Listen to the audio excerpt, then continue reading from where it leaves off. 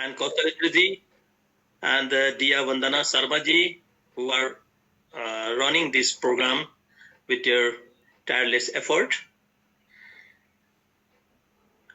And also my namaskar, I would like to extend my namaskar to all the speakers and participants, viewers.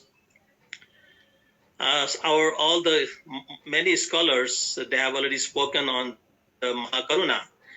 It seems now nothing left to say for us. But since we are in this program and we have already determined to say something, so that's just because of that I'm going to say very few words. In fact, it is not any research paper. It won't be so long. Lord Buddha's teaching is inexhaustible source of ideas and yes. Yeah. There are many things to say. Yeah, like a ocean. So people take the water from the ocean, but that won't be finished. Yeah, you are right. Okay, then so I will try to say some few words. So we are talking on the Mahakarunika, the Buddha, the epitome of the Mahakaruna. Namah tassa bhagavato arahato Mahakarunikasya Samma Sambuddhasya. So in this salutation, there is a term Mahakarunikasya. So he is the Mahakarunika who has possessed the great compassion. Mahakaruna, the great compassion, is a source of inspiration, the driving force, the vital energy for a bodhisattva, since, as the Sakyamuni Buddha taught, it is a quality essential to eradicate the suffering of others. In this August gathering today, I would like to highlight how Mahakaruna impacted in his previous lives up until his becoming a Buddha, the enlightened destiny of the Siddhartha Gautama. In other words, it was expressing Mahakaruna that guided the bodhisattva life of Siddhartha Gautama until his nirvana. According to the Pali sources, Sumedha Rishi, and according to the Sanskrit sources, Megha Manavaka, took the bodhisattva vow in front of Dipankara Tathagata, determining to become a Buddha for the welfare of all living beings in the future. To become a Buddha in the future, Sumedha Rishi determined that he would devote his life for the welfare of all living beings. The idea of becoming a Buddha in the future is not self-centered. Those who can seek this ideal are not limited to any caste, creed, color, gender, zone, etc.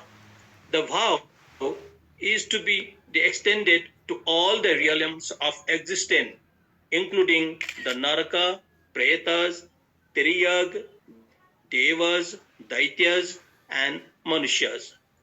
A question may arise: what were the factors that made Sumedha want to take the vow to be Buddha for the welfare of all the living beings? No doubt, the answer is the Mahakaruna. Feeling Mahakaruna, he took the vow to be a Buddha. From this moment, he became a bodhisattva. Out of Mahakaruna, throughout his bodhisattva career, he sacrificed his life innumerable times. And finally, he completed his bodhisattva career and mastered every paramita dharmas. He perfected both the Jnana Sambhara, that is the Prajna, and the Punya Sambhara, and then was reborn in Tushita Bhuvana as a Swetaketu Bodhisattva. There he was already the enlightened one, a Sambhoga Kaya Buddha. from the beginning of his journey from Shumeda Bodhisattva all the way to Swetaketu Bodhisattva, his body, speech, and mind were completely infused with Mahakaruna. Then, as Swetaketu Bodhisattva, he descended beings. Again, a question may arise. What factor made him descend to earth from Tusita heaven, where is full of heavenly body? No doubt. Again, the answer is the Mahakaruna. He had taken the vow to be the Buddha for the welfare of living beings. The Mahakaruna inspired him to descend to the earth as the Bodhisattva Siddhartha. Then, as a human being, the Bodhisattva Siddhartha had undergone all the passages of life, and Abhiniskamana, Pravajya, Maravijaya, Bajracharya, Abhisambodhi Labha, and declared himself that he had attained the Bodhigana. He had to do so because staying in the Tushita heaven, he may not able to help non-heavenly beings.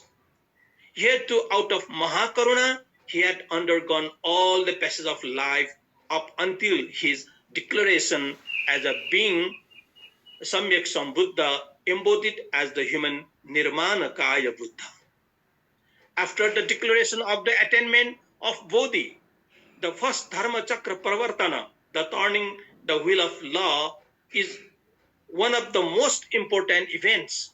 It was Mahakaruna that caused the Buddha to turn the wheel of law for the welfare of all living beings, instead of following the advice of Mara and ending his human life. He, out of Mahakaruna, demonstrated the Dharmakaya Buddha.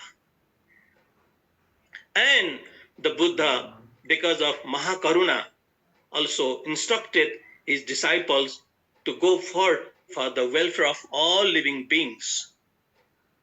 Charata vikave charikam bahujana hitaya bahujana sukhaya, etc. Here the Buddha had at least two aims. One was to reach many people, and the second was to put his disciples into the Buddha path out of Mahakaruna.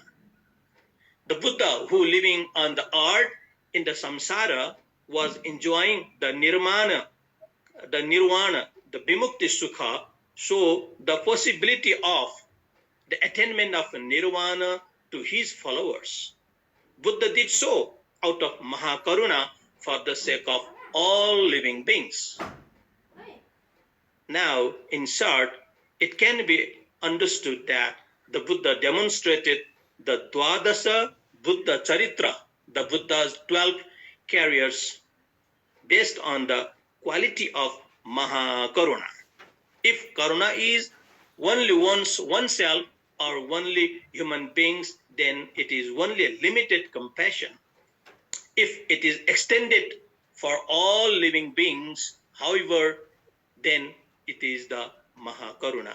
Thus, Mahakaruna is an inclusive term, defined by concern with the welfare of all animate and inanimate beings, that is the Jagat. It is therefore important to see that Mahakaruna should be termed in English the universal compassion rather than great compassion. Another key point is that Mahakaruna is not only an emotion but also a virtue into action. So the entire Bodhisattva Charya or career and the Tathagata Charya are found on Mahakaruna.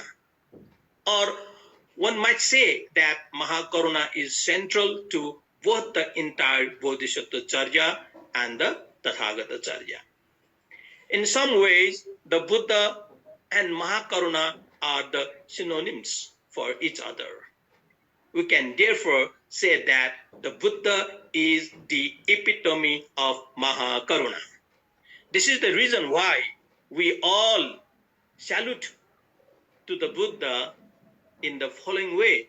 Namo tassa bhagavato arahato mahakarunikassa samma sambuddhassa.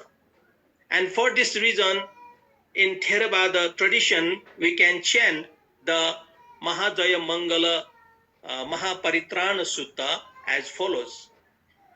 Mahakaruniko Natho Hitaya Sabba Paninam Puritva Parami Sabba Patto Sambodhi Muttamam Yetena Satcha Vachena Hotu Me Jayamangalam. Hotu Sava Mangalam. Further, I would like to highlight one more gatha out of 12, known as the Dasa, out of the 10, the Dasa Paramita gatha from Aparimitayu Mahayana Sutra. That is chanted in the following way: Dana balena samudgata buddha Dana baladhigato narasingha Dana balasya shruyati sabdam karunikasya pure prabhishet. Here we see that the Buddha's karuna is directly associated with pragya, insight or wisdom. So it is said in many Buddhist tantras that the union of sunyata and karuna is the bodhicitta. Sunyata karuna vinnam bodhicittam. The bodhisattva who has already taken the vow to become a Buddha later takes the bodhisattva vow to devote his life to perfecting Mahakaruna as follows. Yavanta sarvasattva sattva-dhato sattva-sangrahena sangrahita andaja va jarayuja va sangsvedaja va aupapaduka va rupino va arupino va saggino va asaggino va nama saggino va na saggino va yavan kaschit sattva-dhato प्रज्ञप्यमानः प्रज्ञप्यते ते च मया सर्वे अनुपधीसे निर्वाण धातौ परिनिर्वापयितव्या. The discussion made today justifies that the Buddha is the epitome of Mahakaruna. If we can embrace even a small part of Mahakaruna, we can have happy life and can make others' lives happy. So the discussion on the Buddha as the epitome of Mahakaruna is really, really relevant and would be fruitful not only for today and 3 days and for a year, but forever. So once again, Mahakaruniko Natho Hitaya Sabba Paninam Puritva Parami Sabba Patto Sambodhi Muttamam Etena Satcha Vachena Hotu Jayamangalam. So this is my very small, teeny speech. I already told you it's not my any research paper, and based on our so whatever I have told here is based on the daily life practicing the Buddhism. So now I should say thank you all for listening to my thoughts. Thank you very much. Once again, I would like to thanks to the Professor Bhatt, the very senior most our professor, and the other entire team who are really working so tirelessly. And also I would like to thank to the Saraswati Mustadi from Calcutta, who inspired me to join. In fact, he forced me to join. You must participate and you must talk. Anyway, so once again, I extend my warm, sincere thanks to all of you. Okay, bye. Sir, kindly unmute yourself. But sir, please unmute yourself. Now, so thank you, Professor Bajracharya. Yeah. It was nice to see you once again after a few years. And we also thank you for your wonderful, highly philosophical, and most impressive presentation of Buddha's Mahakaruna, which is, as you rightly said, is the same as Mahapragya. The two coalesce and therefore go together. You also equated, you really, in fact, Buddha was motivated to remove the suffering of the humankind out of Karuna only. It was Karuna which was the springboard for his teachings or renunciation of the